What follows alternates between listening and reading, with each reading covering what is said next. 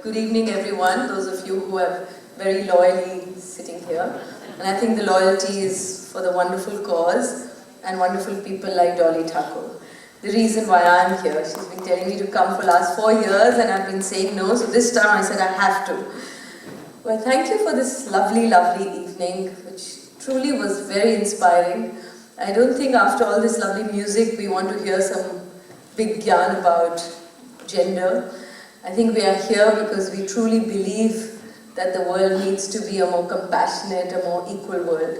So I'm not going to launch into anything that you already don't know. Just a couple of meandering thoughts, sharing a few things from my journey to end this beautiful evening, and so that all of us can go and have some dinner. It's been a long journey. I've been sort of on the periphery of the film world for 26 years. My background is in social work. My father is a painter and mother is a writer, editor. I grew up in a family where I thought mothers go to work because she did a 9-to-5 job, and I thought fathers cook, clean, and for recreation paint. So I'm glad that role reversal happened very early in my life.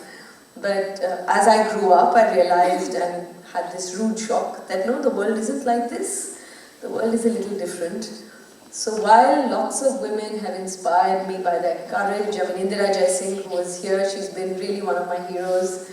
I've admired her, known her for years, and many such women, Dolly, and so many other women who have really opened doors for women like me. But also when you see what the reality is, the grim reality all around, that also sort of compels you to do what we all try to do in our own way. I know when I did Firak, my first directorial debut in 2008, I used to be called on all these women panels, women director panels, and it used to really annoy me that one is called a woman director.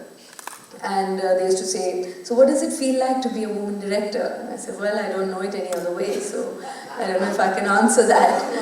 But I used to kind of distance myself from that label because I used to think that, when I direct as a person, as a director.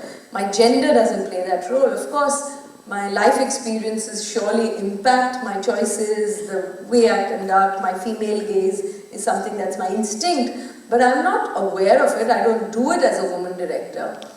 And in film language, as they say, cut to 2018, my second film, Manto.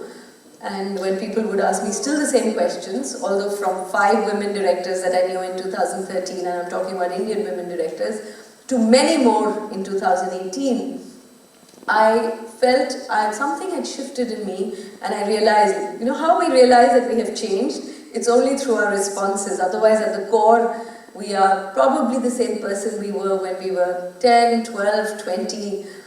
But I realized I had changed because I had embraced this label of being a woman director. And the reason being, we often say that we want more women filmmakers. We want more representation in every field. We want more diversity. We want more of that, feminine gaze. We want to tell stories that belong to different people. We hold up half the sky and all of that. So in 2018, when people would say, how do you feel about being a woman director? And I said, well, I am a woman director, because if I want more women directors, I have to first embrace that tag. So I think, you realize those little changes and how you understand what feminism is, how you bring in nuance to those conversations is what this journey has been. And this is really thanks to many men and women who have, inspired me, supported me, have been part of that journey. And, now I have a 12-year-old child, a son, and it's a big responsibility for us to raise our son sensitively, and maybe sometimes we overdo it because we are so conscious of the fact that we don't want to make them into the men that we sometimes shudder. But of course we're generalizing, there are many sensitive men, I'm sure, and they are our allies.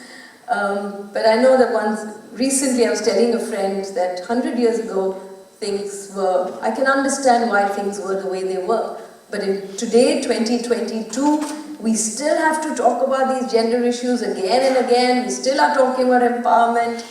And my son, how children ears are always sort of listening to what we are talking about. And he said, why was it okay 100 years ago? And I said, well, I mean, I don't mean it's okay, it was okay, but you know, we understand things were more patriarchal, it was a more traditional society.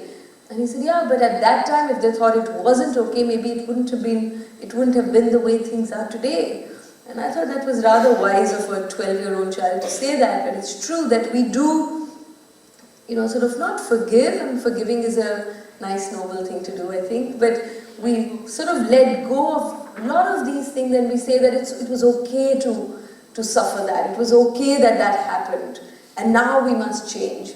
So I think this is also a time that how do we retain our nurturing, compassionate, feminine quality, but at the same time say no to things that are not okay.